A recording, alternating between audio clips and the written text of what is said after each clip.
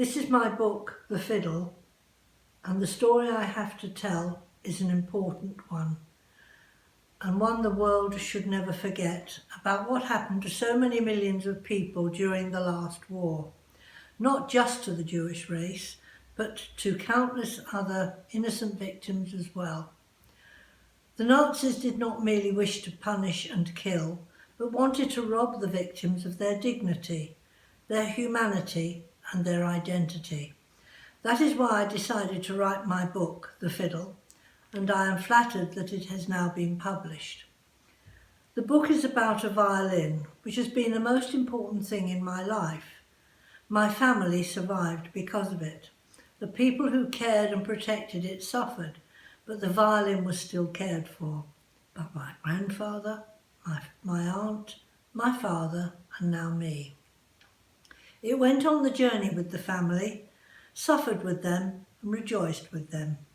They gave their lives, but this was not in vain, because the violin continues to play beautiful music, despite suffering serious damage at the hands of the Nazis.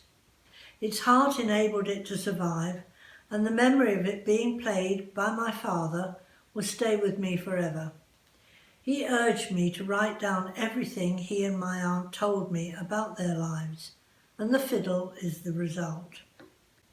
As a young girl, aged about 9, I met my Aunt Rosa for the first time in the summer of 1947 in the school holidays. She had finally been sent home to my grandmother's house in Leeds after spending many months in hospital.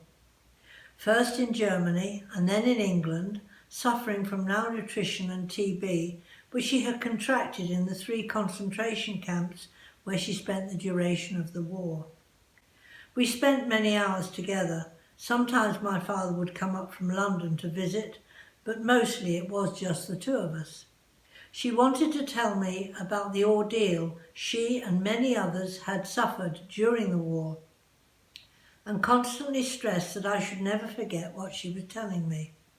My brain was like a sponge, and I remembered everything, probably because most of it was so horrific I could not erase it from my mind. She knew she was dying and was determined that her story was at least told to someone, even to me, a child.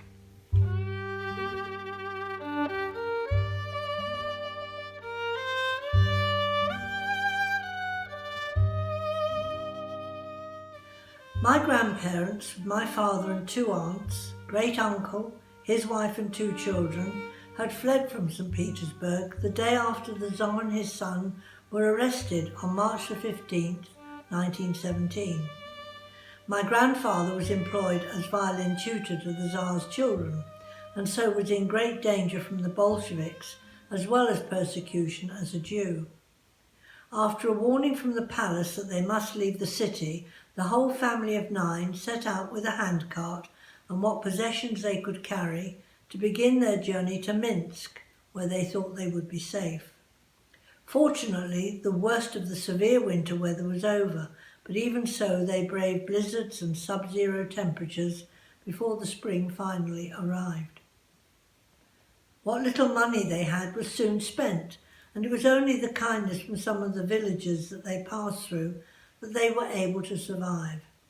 Sometimes my grandfather and great-uncle were able to do odd jobs to pay for food, and on most of these occasions my grandfather would play his violin and entertain the villagers, in a small way repaying them for their help. After a few weeks of walking, they reached the outskirts of Minsk, where they met a group of women and children fleeing from the city. Their husbands and fathers had been murdered by the soldiers, and they warned my family not to go there, for they would be sure to receive the same fate. So instead they headed for Lvov, but again were faced with danger there, and so continued to walk, a walk of 1,000 miles, which took almost a year of hardships. The 5 children had gone barefoot for much of the time, and all the family were looking very shabby and undernourished. My great-aunt was taken very ill during the summer months, and it was only with the kindness of complete strangers in a village they managed to reach that she regained her health. and finally they arrived at Odessa to be faced with several hundred other Jewish refugees all waiting at the docks, going wherever they could to escape certain death if they stayed in Russia. For several days they waited and were given sparse rations by the authorities, just enough to exist on, but were grateful for whatever was handed to them. They talked and chatted to those around them, and grandfather would bring out his violin and play music to help keep their spirits up whilst they waited for a boat during those dark days. One day a port official came to my family and said that a ship was sailing for England and the captain could offer them a passage if my grandfather would entertain his fare-paying passengers by playing in the evenings. Obviously he agreed. The family were overjoyed, hugging and kissing each other, the children jumping up and down, knowing they were going on a boat at last. They gathered up their belongings and headed for the jetty. There was the boat. The name on the side was Shalom, the Jewish word for peace.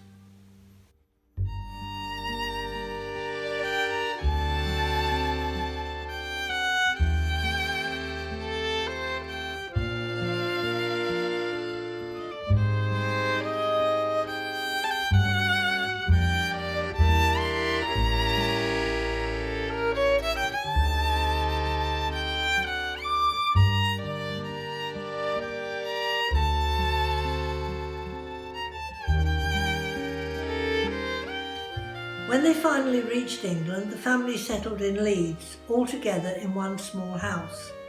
Uncle Nathan was a tailor, so was able to cut down old trousers and coats to make smaller garments for children. The women made Jewish food using a barter system, and grandfather got a job as a kitchen hand in a cafe. During their long journey, Rosa and my father had not played the violin very much, as their own instruments had been left behind in St. Petersburg. But grandfather now insisted they practice again, using his violin, and soon they were both as proficient as they had been in Russia. Rosa was always the better player, but it was my father who won a scholarship to the Royal Academy. Girls did not apply for scholarships, nor travel to London in those days. My father was at the Academy until his 16th birthday, during which time his father had died, but the whole family insisted that he finish his studies. From there he joined the Halle Orchestra, but later branched out into the more popular world of show business.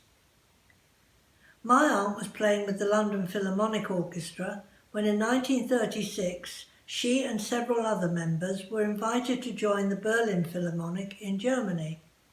She was very excited at this opportunity, as this was a chance to gain much more experience. At first she was very happy, sharing an apartment with 3 other girls, but by 1938 conditions had started to deteriorate very badly for Jewish people in Germany. She knew she must return home when her contract ended at the end of the year, and wrote home to tell her mother this news. Sadly, at the night of November 9, 1938, Kristallnacht, as we all know it, she was arrested as she arrived at her apartment, bundled into a truck with several others, and taken to the railway station. After many days in a cattle truck in freezing winter conditions with no food or water, the train arrived at Mauthausen concentration camp. Many in her truck had died on the journey, but there were still several hundred men, women and children from other trucks who were marched into a huge courtyard where they huddled together to keep warm. They had been brought here to work. They were made to strip and their own clothes taken away, to be replaced with a selection of ill-fitting and well-used shabby clothing, together with boots or shoes, almost always the wrong size. Each day the soldiers stood guard, whilst the staircase of death, as it was called, was constructed. The camp commandant, called Zairis, would come to inspect the progress, but in the freezing conditions the work was slow. The women had to break the rocks up into smaller pieces so that steps could be made for the staircase, and the men would haul their heavily laden baskets up to continue the work. Very often one of them would fall, hurtling down on top of others making their way up. My aunt endured the harsh treatment that she and the other women suffered for a year, only playing her violin in the barracks at night, which helped to keep their spirits up. In the winter of 1939, she and many others were rounded up once again, herded into trucks and sent to Auschwitz, which had now been designated as a concentration camp. Her violin was still in her possession, and she had it with her when she was taken to be registered. She was asked her name, age and where she was from. On being told she was English, a woman officer called Irma Gresser asked why she was in Germany. Rosa told her she'd been with the Berlin Philharmonic Orchestra from 1936 until her arrest in 1938, which Gresser did not believe, and screamed vile insults at her, calling her a filthy Jew, and then walked away, taking Rosa's violin with her as she left the room, and Rosa thought she would never see her violin again. She then suffered the degradation of having numbers tattooed on her arm, her head shaved, and having her own clothes replaced with a striped uniform. She and 3 other girls, all musicians, were then taken by the Blockova, a female guard, to one of the huts in a huge compound. What they saw on the way was beyond belief, and when it came to food being distributed, she could not comprehend at first how human beings could stoop so low. It did not take long for her to join those ranks. After a few days, she and the other 3 girls were summoned by the Blockova and taken to another hut where music could be heard playing. When they entered, they found several women sitting in a circle playing a variety of instruments, and Irma Gresser standing with a violin case in her hand. She passed this to my aunt and said this was her violin. My aunt opened it and was overjoyed to find it was indeed hers, the very same one my grandfather had brought from Russia. She had thought it was lost to her forever.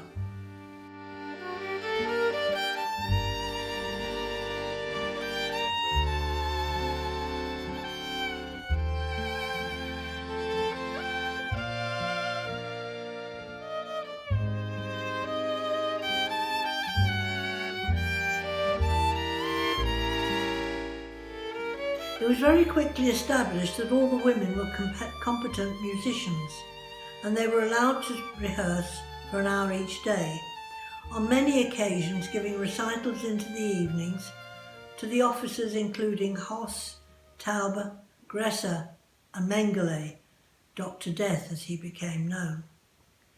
This meant they received slightly better food and living conditions and were not worked to death. When they were not rehearsing, my aunt was employed in one of the clothing huts, examining clothes for hidden jewellery and money, often finding rings and loose stones sewn into the garments which were immediately handed over to the soldiers. One day she was taken by the Blockova to a smart house on the outskirts of the camp. To her amazement and joy, she was given a hot bath, which enabled her to get rid of most of the lice which infested her body and encased her scalp. Then she had a meal, a real meal, but didn't understand why. But it soon became obvious to her when she was given a dressing gown and no other clothes. She was taken to Commandant Hirsch's room and she was to be used as his plaything. This went on for many weeks, and after she had been used by him, she had to play his choice of music on her violin until he stopped her. He would sit with his eyes closed, listening to the music, finally dismissing her when he had heard enough. Although this was degradation in the worst possible way, it meant that Rosa began to put on weight, her hair began to grow, and the boils and ulcers on her body disappeared, and she was still alive. When the trucks arrived at the railway sidings each day with hundreds of men, women and children on board, the orchestra was sent to play rousing music to greet them, which was supposed to placate these people into thinking they had arrived at the resettlement camps they had been promised when they boarded the trucks. The orchestra knew the fate of all these people, most of whom were destined to die, but could do nothing to help them. Instead, they had to watch the chimneys belch their smoke into the sky and smell the acrid stench which pervaded the air. One day, when their hut was called to the usual roll call and they were all lined up, Gresser and Hoss, together with Mengele, strolled down the line of women, Mengele pointing with his stick first at one and then at another. He came to Rosa and asked if she was one of the violin players in the orchestra. Rosa nodded, and he said to Gresser that he wanted her over at his hospital. My aunt was taken there later that day, where she was anaesthetised and experimented on. She remained in the hospital for some weeks, witnessing several other atrocities. On her release, she returned to play in the orchestra, welcoming the ever-increasing trains arriving daily and sorting the piles of clothes which grew and grew as more people arrived. It was well known by all the inmates that people were being put to death in their thousands. She was no longer being used by Hoss, so her health quickly deteriorated again. The lice returned and she rapidly lost weight. Then the rumours began. The Russians were on their way. It was January 1945. Bitterly cold and heavy snow was falling. All around the camp were piles of skeletons, and the chimneys continued to belch smoke constantly day and night. The orchestra were told to gather up their instruments and take what music they could carry and line up outside the music hut. Although many members had died during the 5 years, new arrivals had replaced them, so there were still about a dozen musicians. Rosa and her companions, together with those people still alive in the compound, were put into cattle trucks and the train set off. It was the middle of winter and all they wore were their tunics, so despite huddling together for warmth, several of them died. When the train reached its destination, only a few hundred in all the trucks had survived the journey. They had come to Belsen. Conditions here were worse than Auschwitz, if that was possible, but the orchestra were again forced to play for the officers and to welcome the trains which still continued to arrive daily.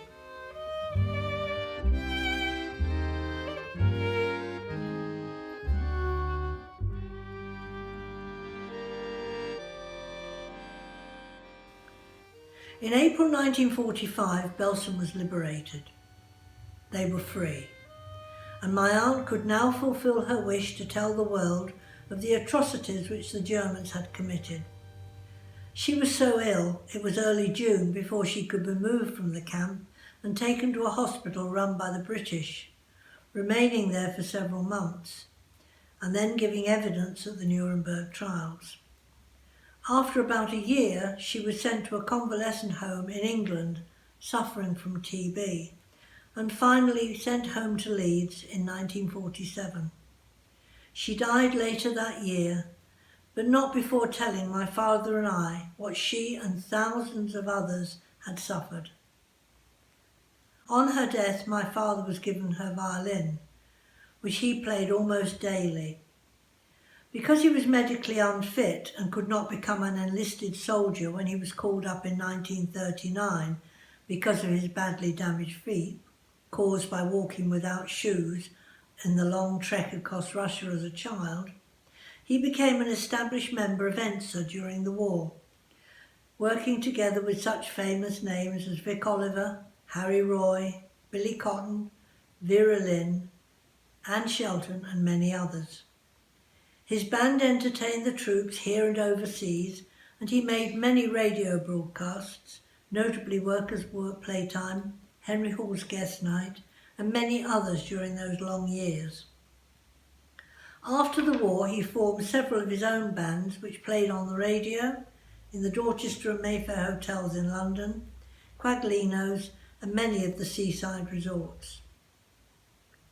On his death in 1985, the violin was given to me, but was never played until its total restoration by John Dilworth, a famous violin maker, for the programme The Repair Shop, which was shown on BBC Two on March the 12th and again in September of 2018.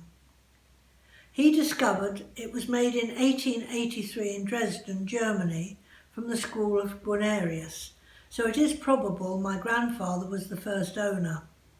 He stressed that the violin should be played regularly, and because no one in the family plays, it has now been donated for perpetuity to the Yehudim Menuhin School in memory of my aunt and father, and is being played daily by a student.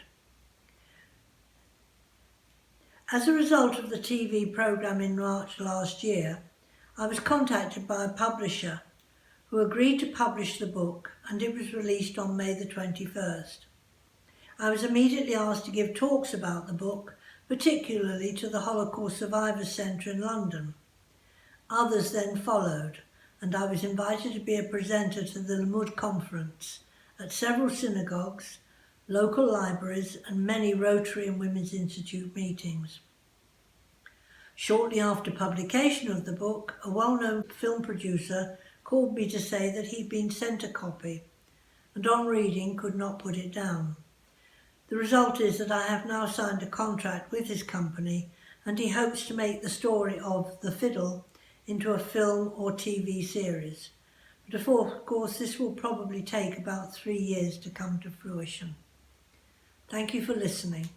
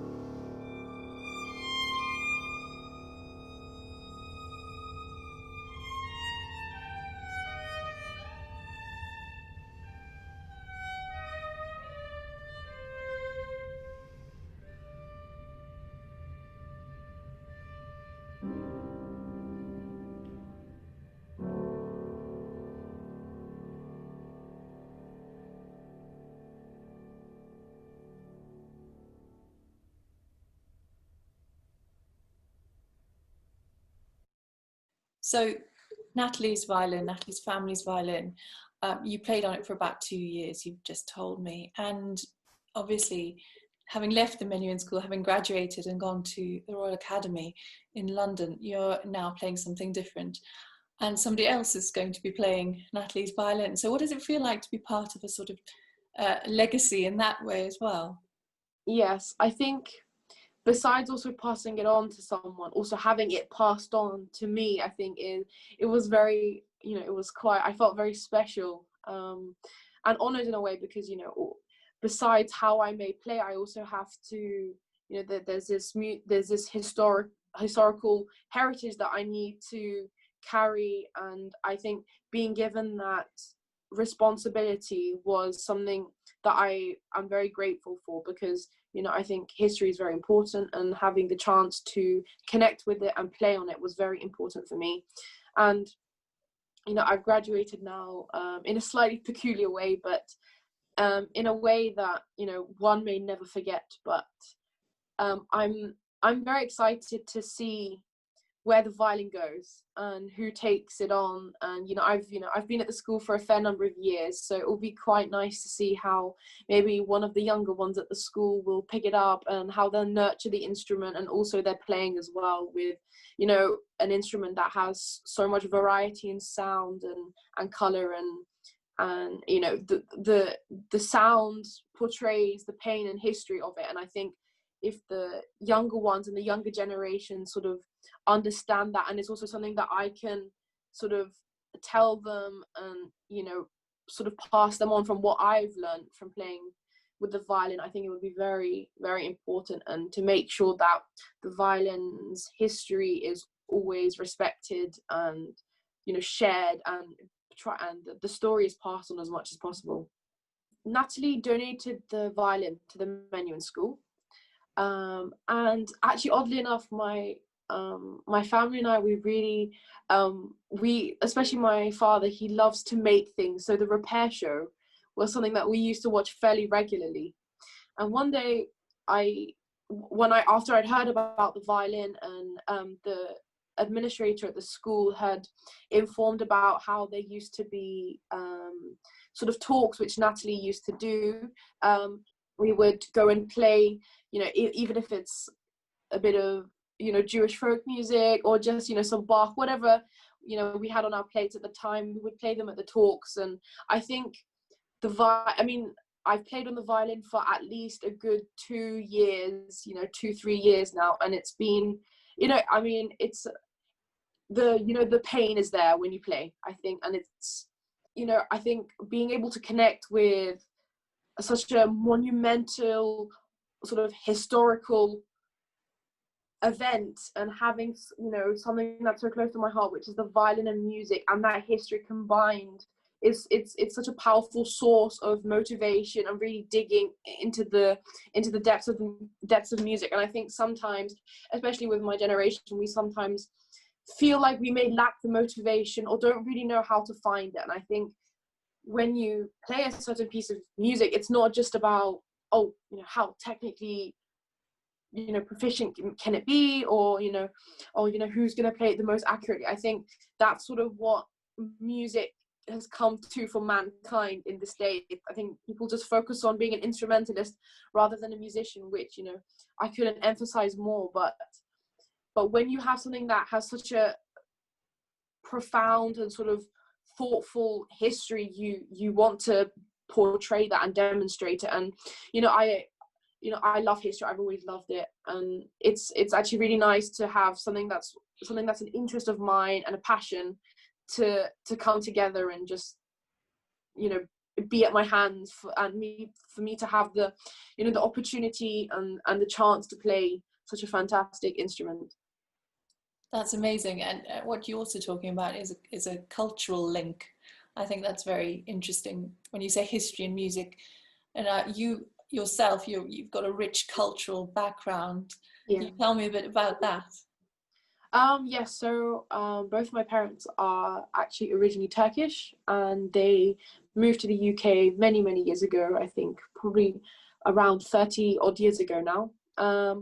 And they are both composers and musicians as well. and folk music and jazz and rock music, you know, sort of things that are outside of my classical training, have been, you know, are sort of the roots of what I've grown up with, especially folk music in particular. And it's so integrated in my musical desires and so on. And I also like to compose a little bit as well when I have the time. And of course, with the influence of my parents, I think folk music and the origin of where one may come from and the history of it, I think it's so much larger sometimes. Like the historical background of any country's folk music is so much larger than just classical music. You know, I've started writing some articles for for the Royal Academy of Music's newspaper, and I'm doing it sort of on like every country's sort of folk music. So it also gives me quite a vast you know, interest and knowledge on every sort of country's musical background, and I'm starting to focus on different things. And you know, classical music is so wonderful to share on stage, but also knowing where it comes from is what's going to provide us with what we're going to play. And you know, the feeling and the history of it is so important. It must have been a very strong link then when you were playing for Natalie's talks, hearing Jewish folk music. It's something you can relate to really, really immediately and easily. What was it like playing for those events? I think I've been to at least 3 or 4, maybe 5 even of the different talks, and usually, you know, I think I've read the book and it's an absolutely fantastic book, but besides that, I think also the way Natalie portrays her family's story is very powerful in itself. Besides what, you know, obviously words in a book have one, you know, expression, but when one verbally sort of expresses something that they're so connected to, and when something they're connected to has such pain and sort of bad history, could one say, I think it, you know, it makes me especially think in a different light. And there's also I think his name is John Deary, who is also a director who is very closely related to the story of the violin, and has been very supportive and has come to many of the talks as well. And I think every time we hear the story, no matter how many times it is, I think we always just take a moment to really just go, oh, it doesn't matter. You know, even if you hear it for the 100th time or the 2nd time, I think it has such a profound feeling that it sort of just makes you stop and think, wow, God, life is very different now to what, you know, Natalie's family and people in a similar situation had gone through. And I think more people should be aware of the story. And, you know, if we do know it or not, there's still a lot of bad things going on in the world. And I think, you know, as cliche as it may sound, music is an international language. And I think the more we can encourage that, maybe with, let it be connecting with countries' folk music, or just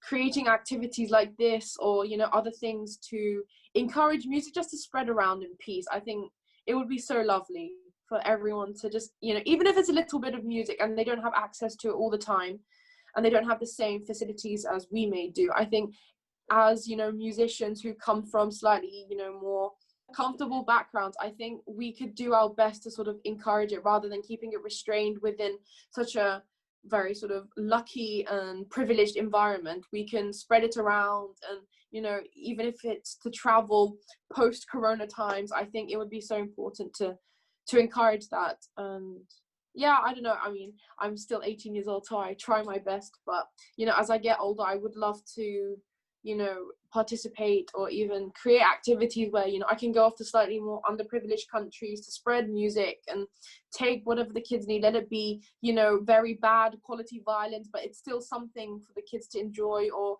guitars, pianos, keyboards, violas, cellos, whatever, you know, they need, just to spread the joy. Because I think if every single person could somehow have a connection to music, it would be so substantial in their life to find their inner peace, and to realize that not everything is about wanting to win or having money or power. It's just enjoying what life can give you. what are your sort of dreams for the future? How do you see your future unfolding in these changeable times? That's a very good question, and I think definitely something that I've thought about throughout this sort of lockdown quarantine period. I think, I mean, like any instrumentalist would say, that my main ambition is to always, focus on my solo playing as much as I can. But obviously, I don't want to also be blindsided by that conception, because there can be many factors that could be positive for me, but also negative. And I think being in terms of being in terms of that reality, I think is very important. So making sure that my orchestral playing, but my chamber music, and I also like to compose as well. And in sort of, you never know, there may be an odd scenario where they say, oh, could you please write something for this, and so on. And things could always change the other way. So I'm trying to keep my options as open as possible. And I also set up an orchestra last year, and we've had 2 concerts so far, and it's been a very unusual experience for me to sort of, rather than just playing in an orchestra, I think also making sure that everyone is finding a trombone player, a tuba player, oboe player,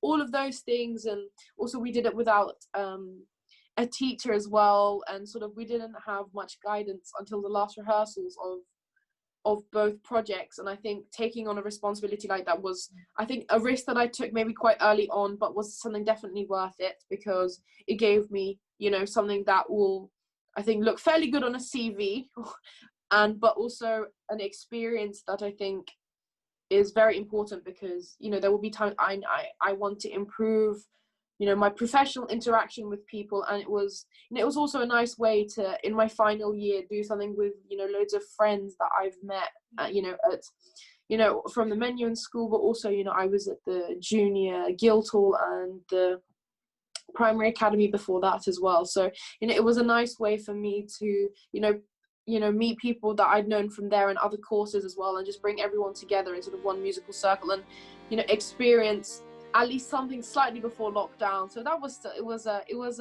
it was a great concert. And we did Dvorak's Ninth Symphony, which was our big work. And actually Kingsley, who was the other violinist who played on Natalie's violin, which we alternated between, was the conductor, and he's now in Vienna studying conducting. So yeah, we had a great time, and he conducted and I led and organised the orchestra, and it was a fantastic experience, and I think definitely something that I won't forget.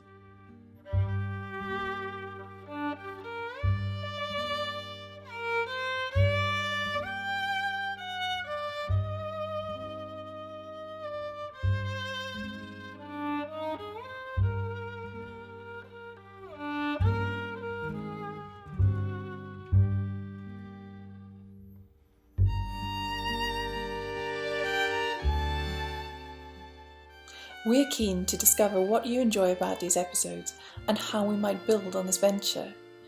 We'd be delighted if you made a comment on the YouTube or Vimeo page where you're watching this, or go to the Music Room page of the Shropshire Music Trust website to tell us what you think. Thank you for watching.